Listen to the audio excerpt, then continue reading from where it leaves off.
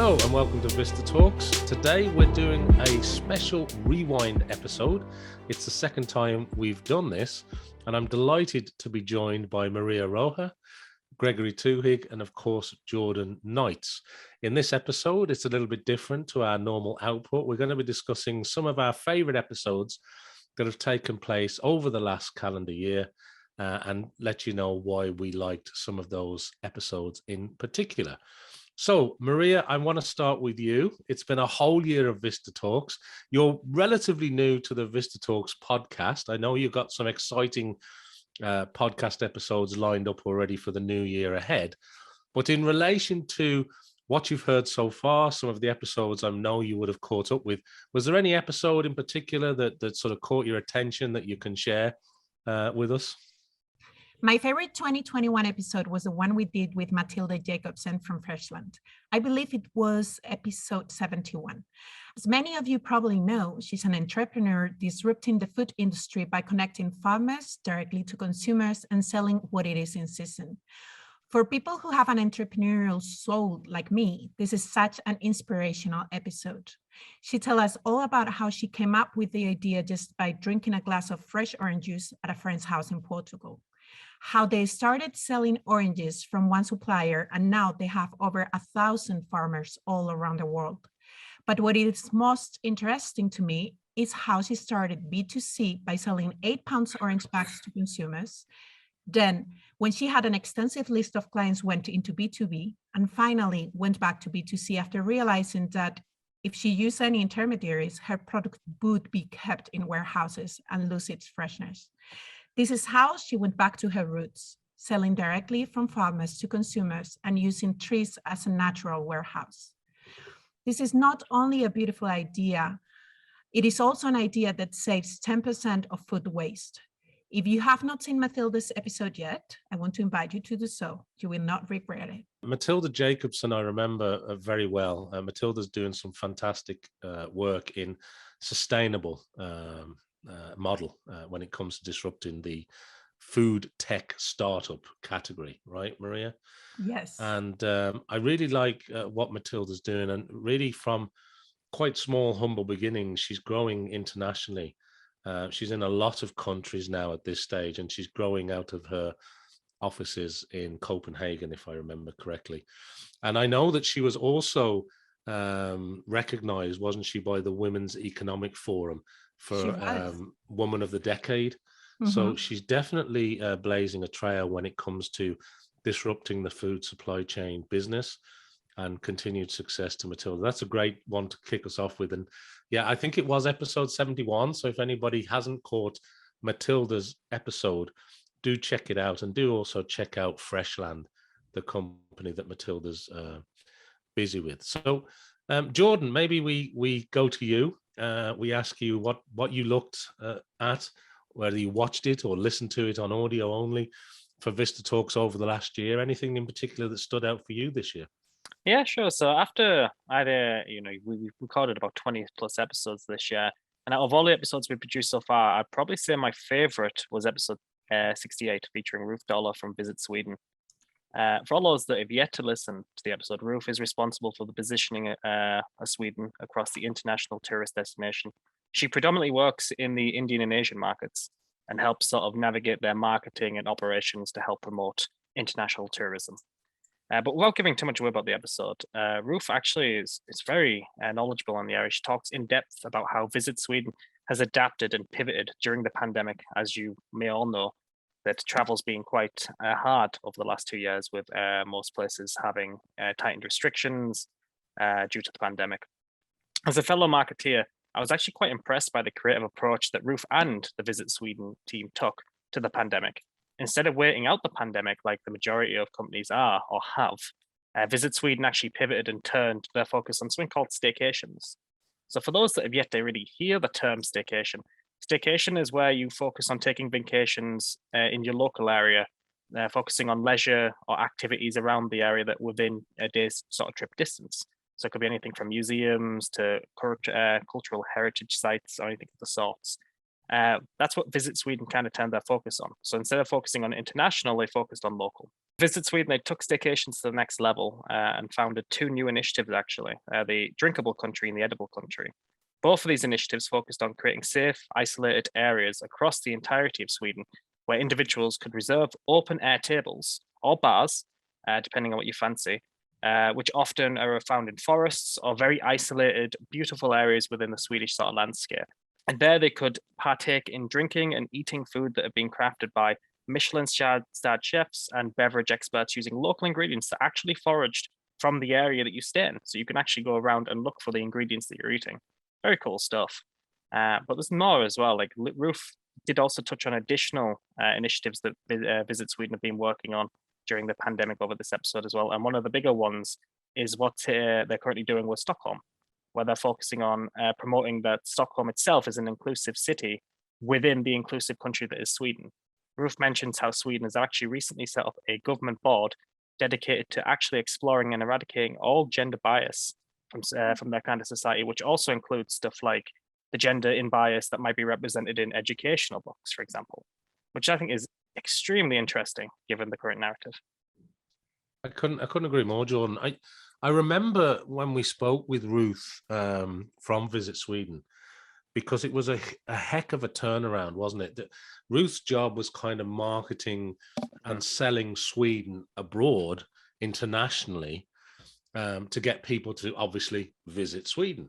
Yeah. But of course, with the pandemic and when the airline route shut down and the governments in various countries went into lockdown, so that business completely stopped. You know, tourism into Sweden and lots of countries really sort of slowed down significantly, if not stopped completely for a period of time.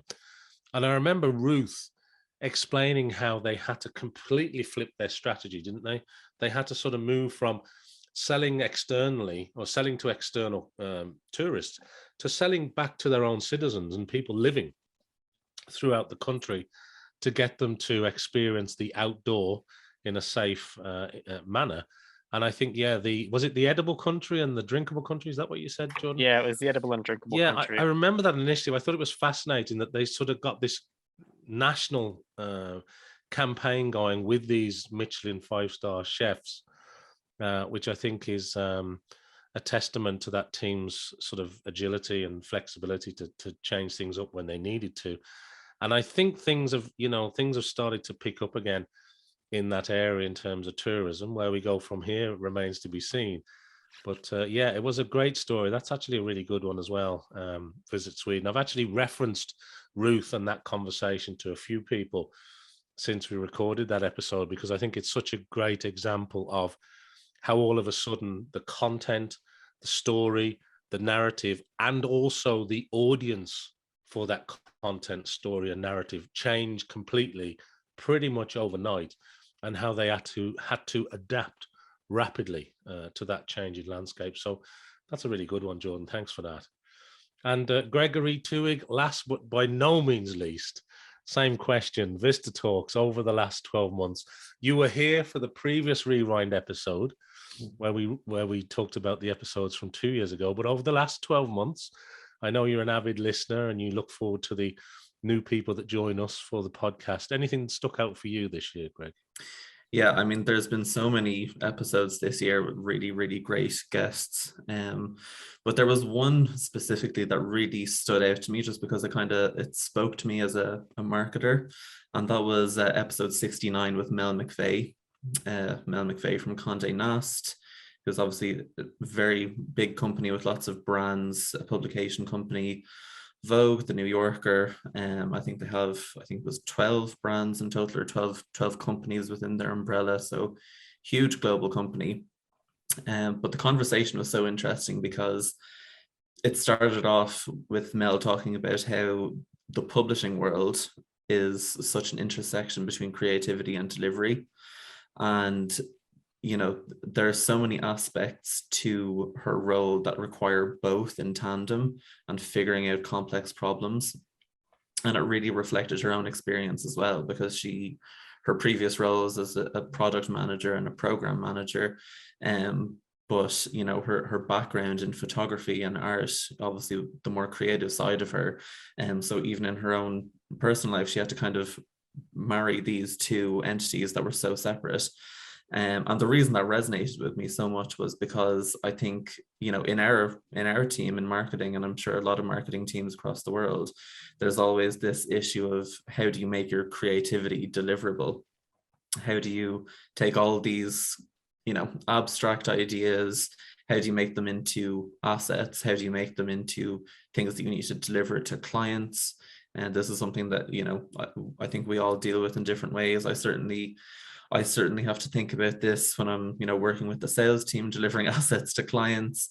And, you know, Mel was also talking about how, you know, creatives also need a lot of structure as well. So, you know, creatives need briefs, they need instructions on how to do things.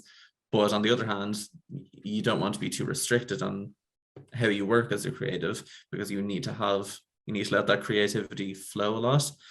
And it also kind of, another point that Mel made, which she had talked about, it was the topic of her keynote in the Think Global Forum Summit Week, was puzzles explored as a mystery, which again, really, the more I thought about it, the more it resonated with me, because, you know, in our roles in marketing and a lot of roles in a lot of different companies, you have a lot of puzzles or a lot of problems that you need to solve. And instead of treating them like puzzles, you treat them like mysteries where the answer isn't always obvious.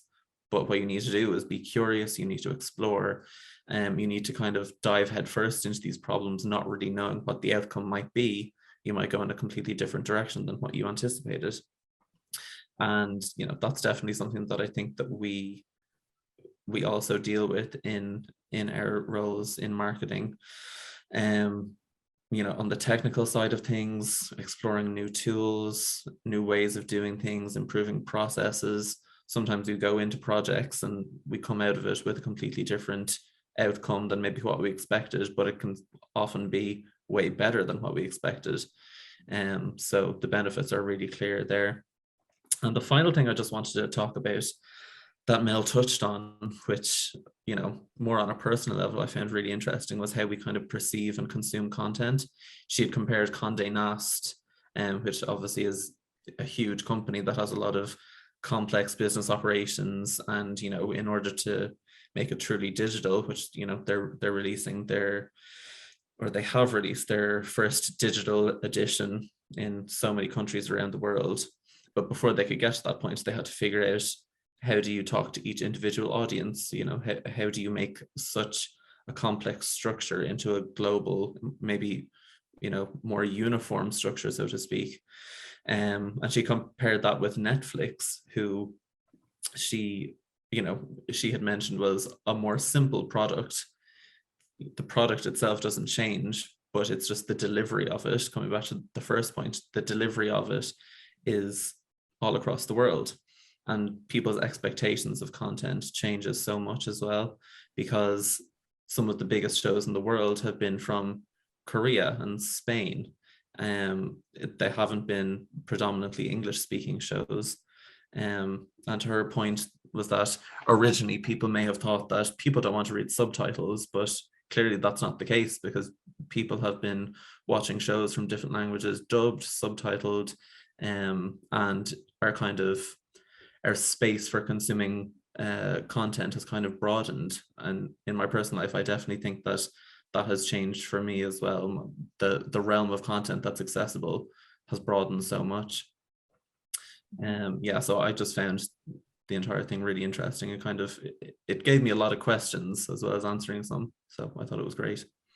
Do you know, Greg, just as you're talking there, it makes me realize just how much information is packed into an episode. Yeah. I mean, what you've just described there, just from Mel McVeigh's episode, it's incredible. And I know there's more in that episode. That was episode 69. And Mel is a phenomenal person to listen to. She very kindly, didn't she? She spoke, she delivered a keynote really for the Think Global Forum Summit Week, which was exceptional. And the work that she's been involved in now, as you say, to sort of collaborate this online digital edition across all these countries and territories and cultures. I'm sure it wasn't easy, but Mel is certainly pivotal in making all that happen. And when you think about the Condé Nast, you mentioned the Condé Nast brand a few times there, and I know she's the vice president of product commerce and consumer brands at Condé Nast, so she's got a very wide remit as the VP.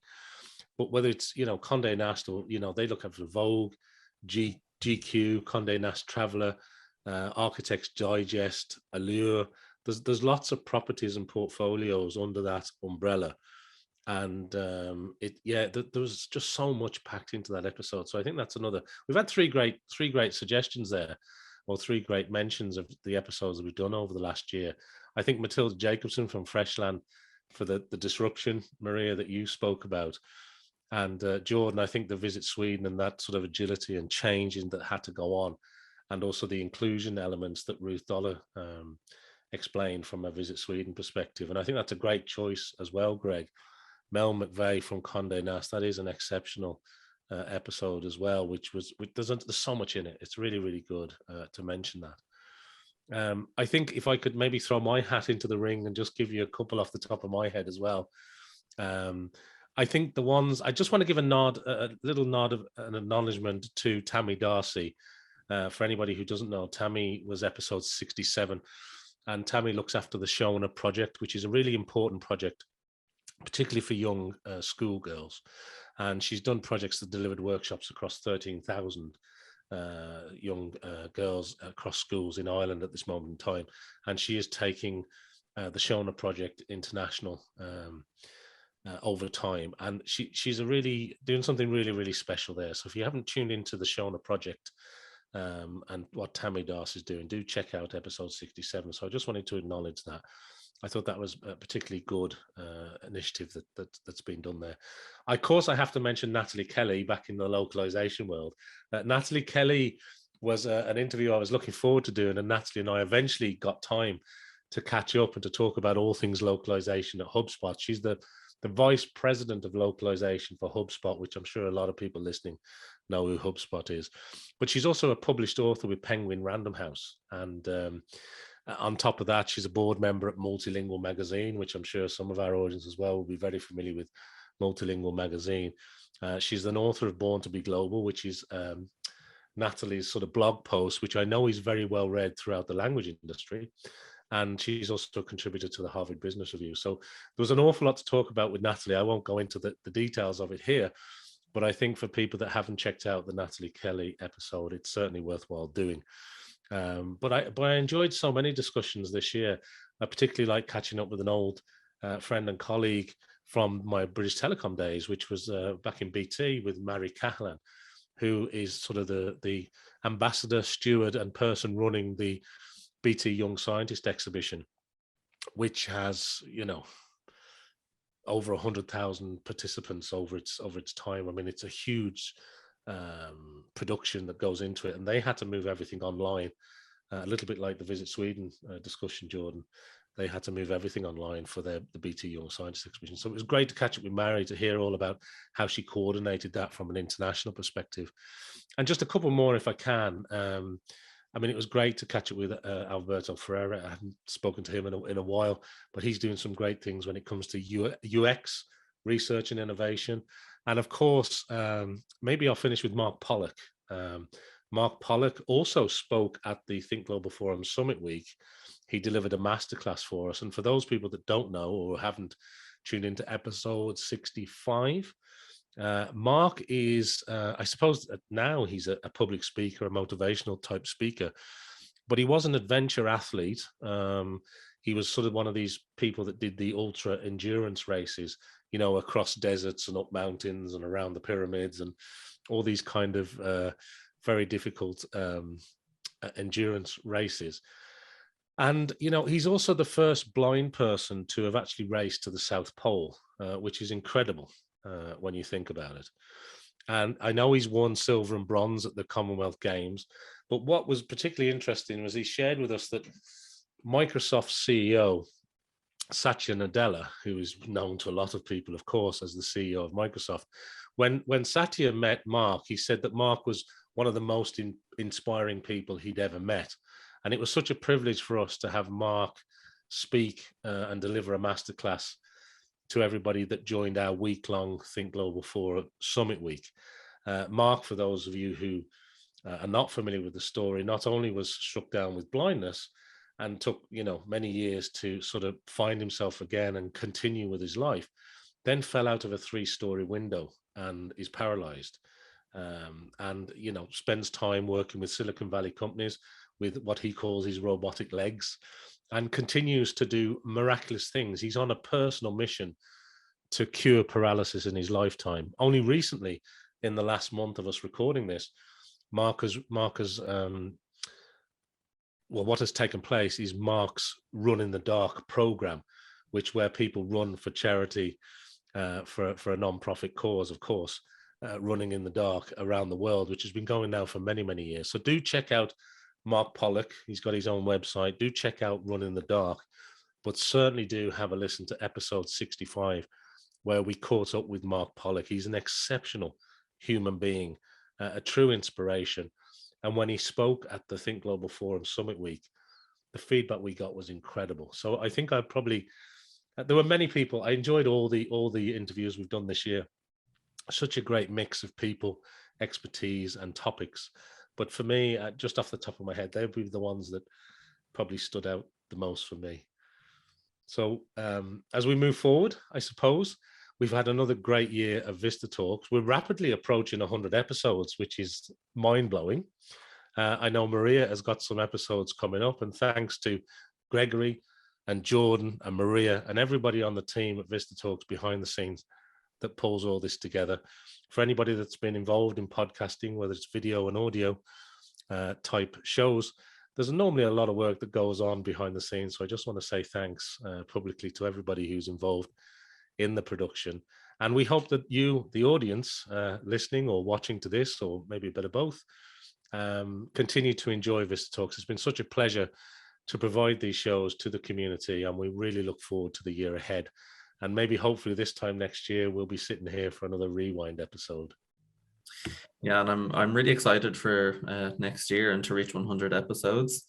I'm also very honored that I'm going to be a guest on an episode in January, I think. So that'll be really exciting. Yeah, and I'd forgotten about that, Jordan. Sorry, I'd forgotten that Greg's going to be on an episode. So I can't wait to see that one, Greg. That's what I look forward to seeing. Yeah. Sorry, Jordan, go ahead. I was going to say, just want a quick mention as well. We have updated our websites as well. So VistaTalk now has its own dedicated website with its own unique branding. You can find all of our episodes there, all the way up to the current, including this one. And you'll be able to also find these episodes on our Google and Spotify and Apple playlists as well. Oh, that's a great point. Yeah, no, there's some great work gone into the VistaTalks dedicated website at vistatalks.com. So do check out all the episodes there. And as Jordan said, whether you're on Apple Podcasts, Google Podcasts, whether you're Spotify podcasts, which I know is growing in popularity by the day, wherever you get your podcasts, we're probably there. So thanks, Jordan. That's actually a good one to remember. Greg, looking forward to your episode. Maria, any last thoughts? Well, I would like to thank you all for taking me into the team, and I'm looking forward to work on the 2022 season. Very good. I'm looking forward to that too, Maria. So thank you to Maria, thank you to Jordan, and thank you to Greg. I look forward to doing another rewind episode, maybe around this time next year again, when we will have 3 years of VistaTalks. We are, as I say, we're rapidly going to blast through 100 episodes, which is incredible from where we started from. Our guests are just fantastic. Thank you to everybody who's been a guest on the podcast and taken the time to join us. It's been an absolute privilege and a pleasure to spend time with these people and to share their stories with you. So please keep listening, please keep watching, and we look forward to doing more next year. Thanks, everybody.